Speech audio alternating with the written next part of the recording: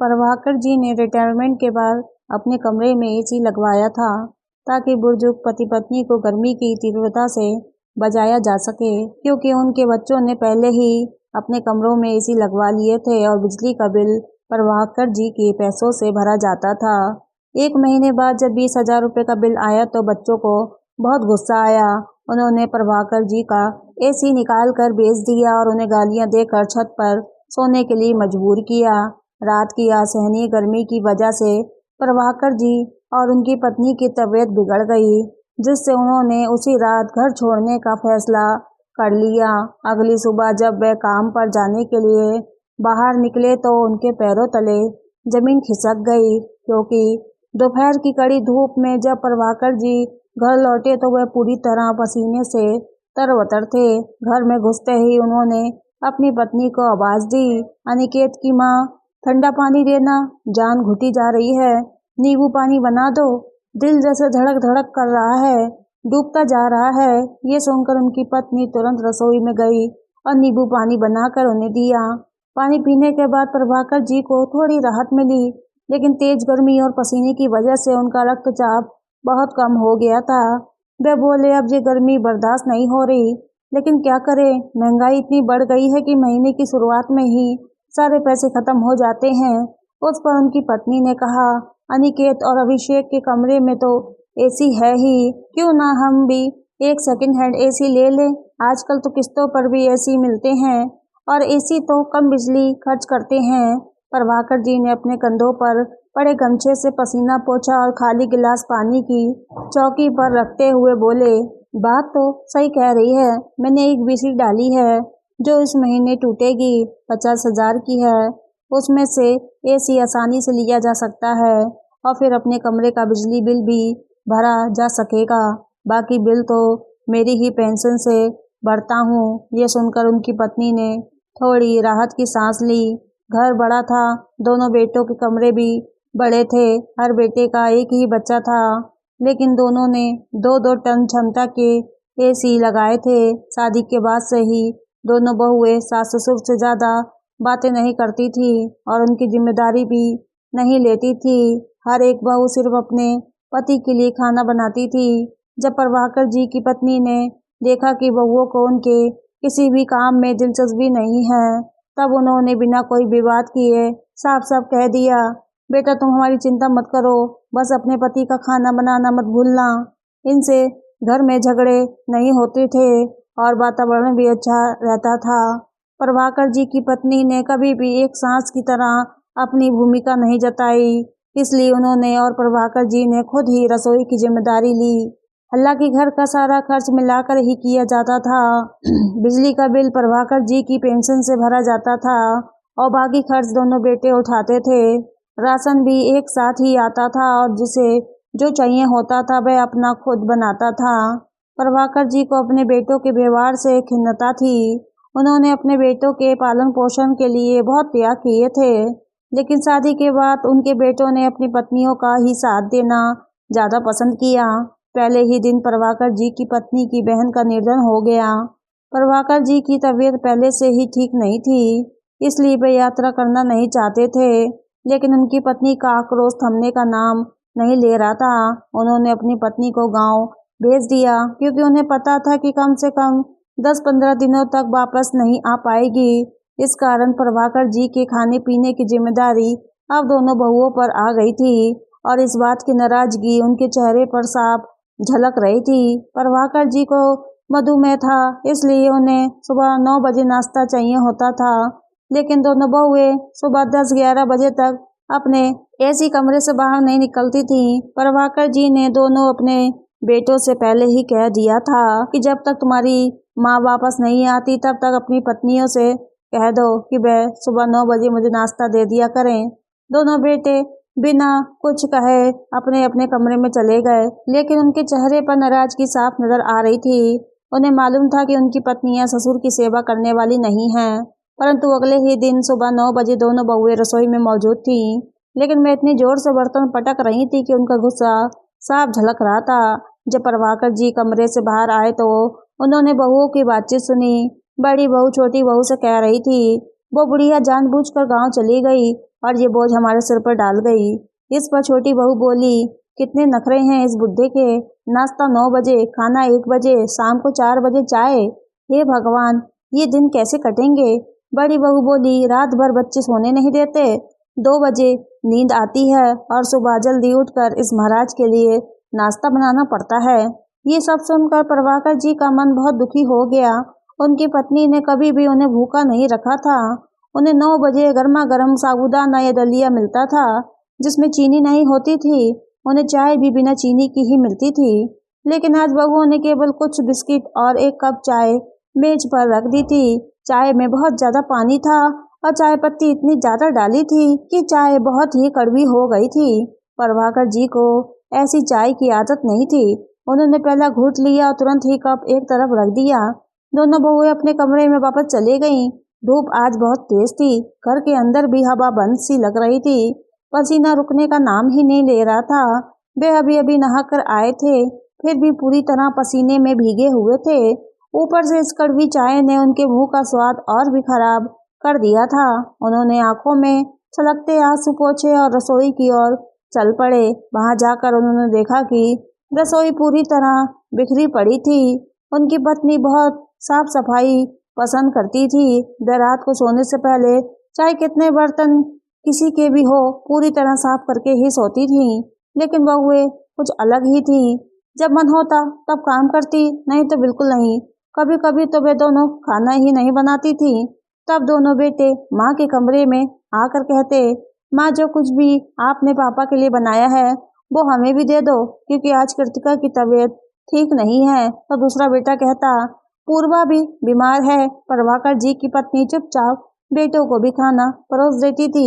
वह हमेशा गर्म और ताजा खाना बनाती थी, क्योंकि प्रभाकर जी को हमेशा ताजा खाना और गर्म फुलके देने की उसे आदत थी। उसने पूरी जिंदगी प्रभाकर जी की देखभाल की थी।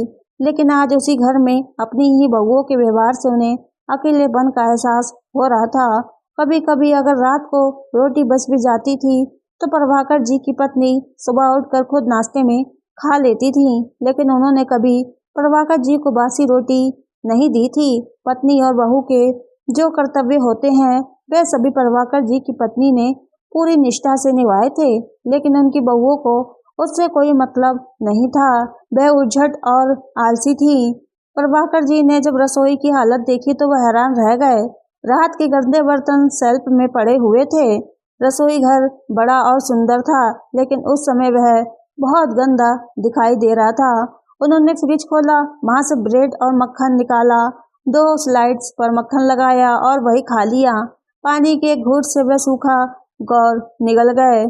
उनकी आंखों में आंसू आ गए। उन्हें अपनी पत्नी की बहुत याद आई, लेकिन वह पीड़ा और निराशा इतनी गहरी थी कि उसे भुलाना संभव नहीं था।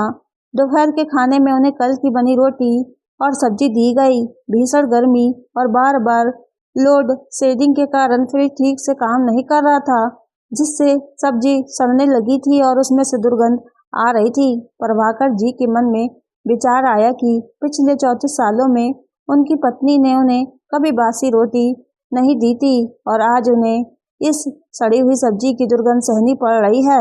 उन्हें उल्टी आने ही वाली थी, पर वे किसी तरह संभल गए। उन्होंने थाली वैसे ही एक और रख दी और बड़ी बहू से कहा, मुझे बस 1 गिलास दूध दे दो।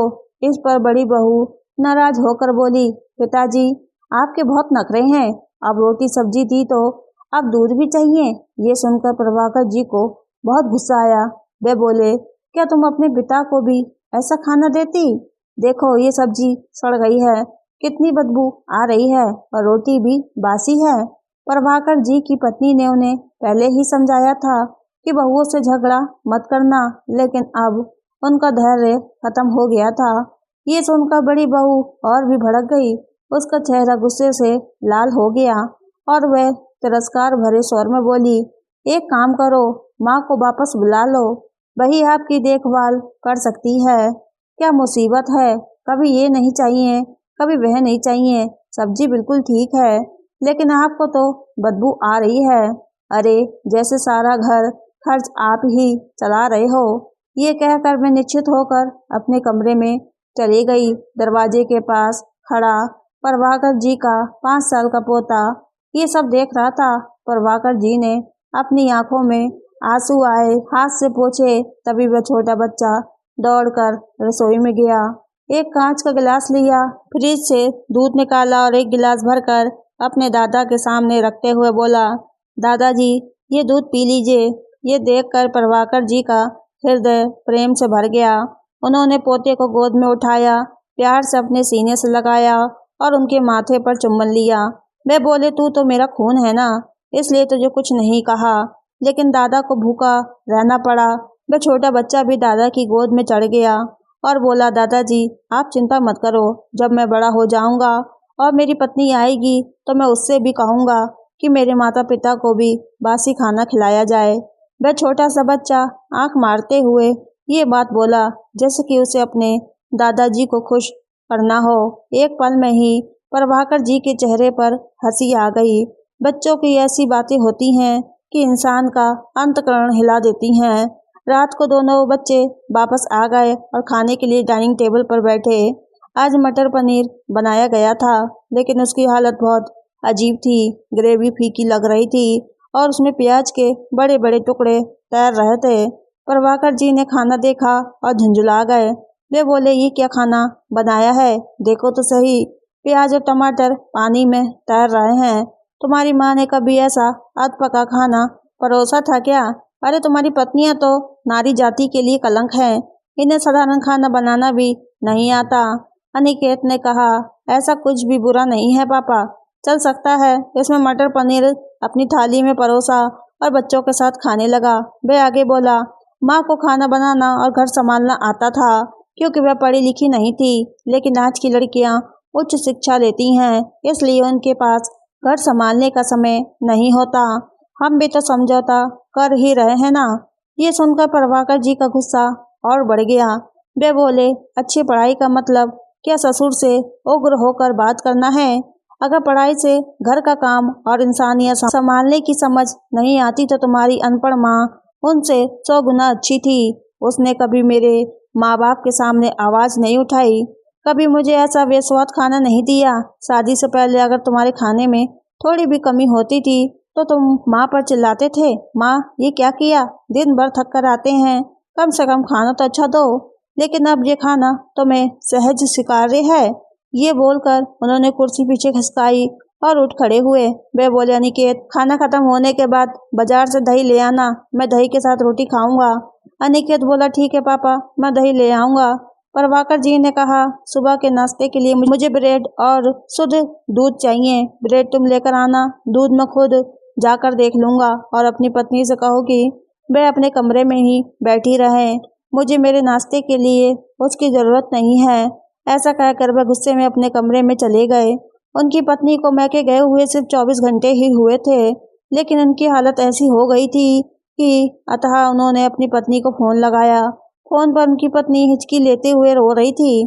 थोड़ी देर उन्हें समझाने के बाद प्रभाकर जी ने पूछा, तुम और कितने दिन वहाँ रहोगी? पत्नी ने कहा, प्रभाकर जी मेरी बहन गुजर गई है और उसके बच्चे बहुत रो रहे हैं, वे कह रहे हैं मौसी कुछ दिन हमारे साथ रहो।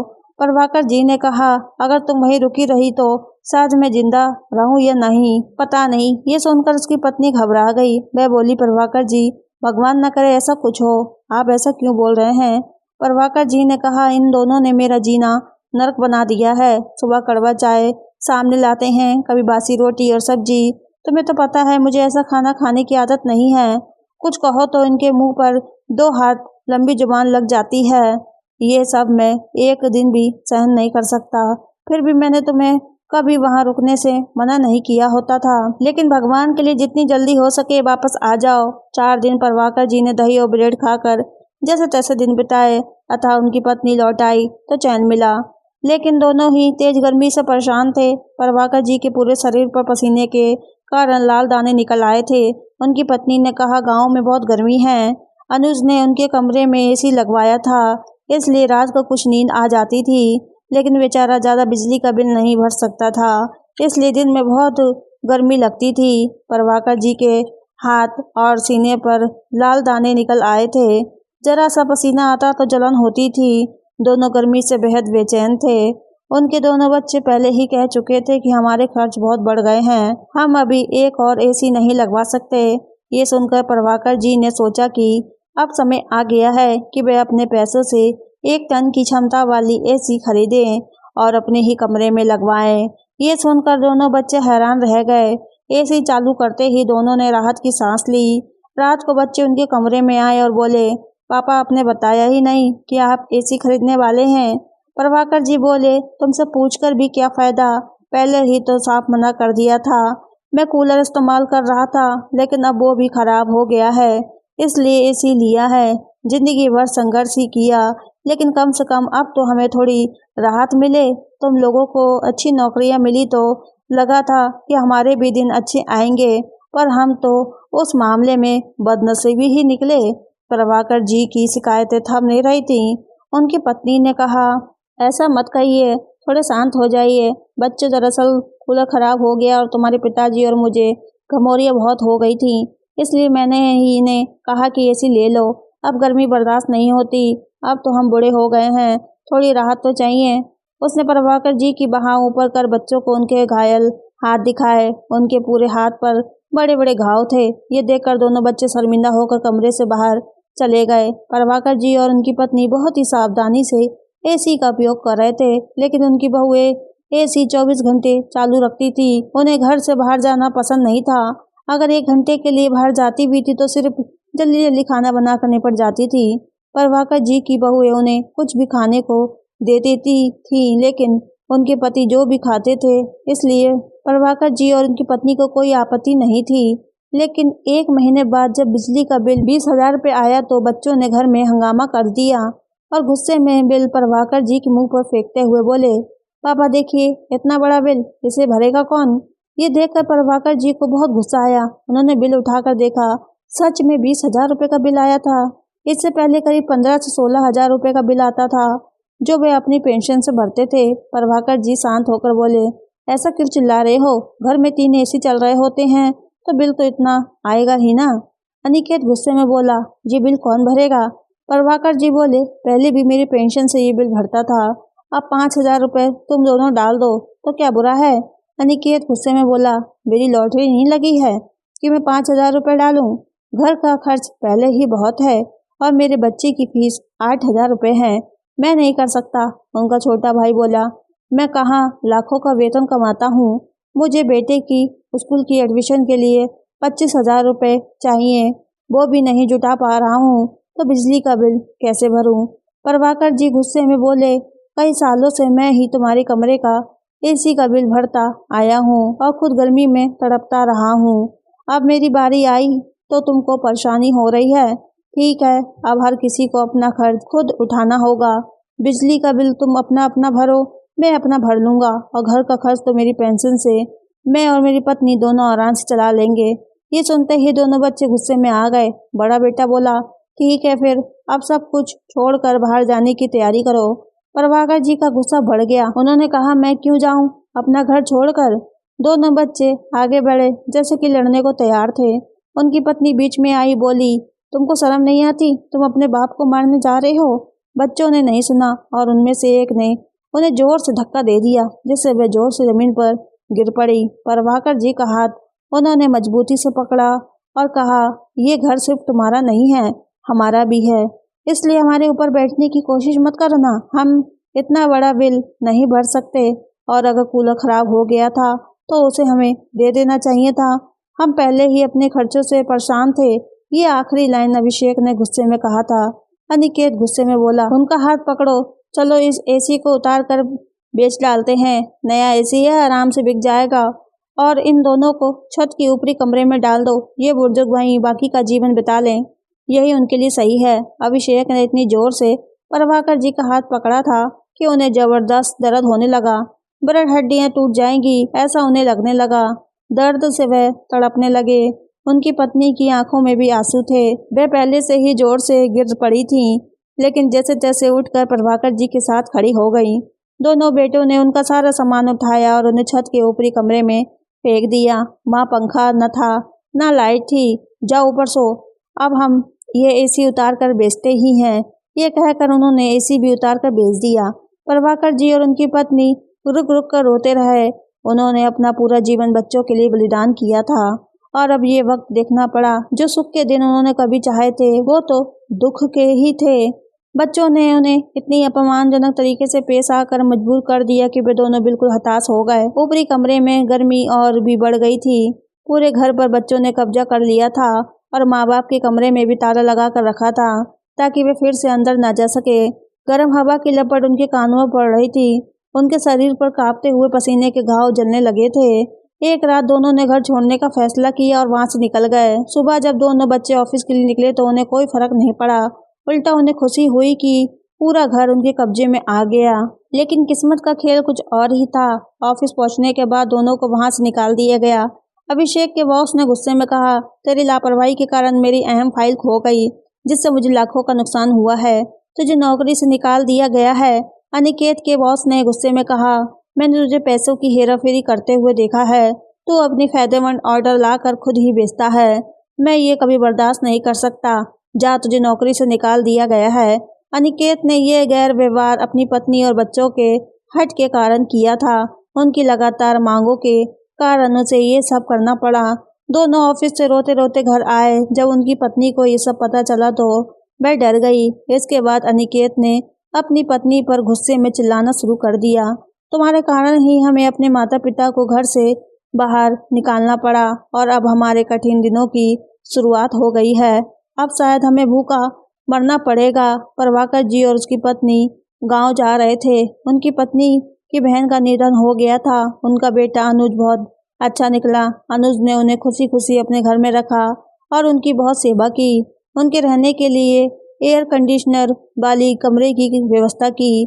प्रभाकर जी ने फिर कभी शहर में वापस आने का विचार नहीं किया। इधर बच्चों के हालात खराब होने लगे। उनका जीवन पूरी तरह से बर्बाद हो गया।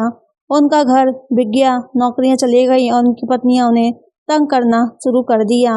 वे अतः अपनी पत्नियों के मायके में रहने लगे, जहां उन्हें हमेशा अपने माता पिता का अपमान और तिरस्कार सुनना पड़ता था। माता पिता का अपमान करने वालों के साथ ऐसा ही होता है। ये कहानी हमें एक महत्वपूर्ण शिक्षा देती है कि माता पिता की सेवा करना हमारी जिम्मेदारी है। उन्हें कभी भी अपमानजनक व्यवहार नहीं करना चाहिए। जो लोग उनका साथ छोड़ते हैं उन्हें किस्मत भी कभी साथ नहीं देती।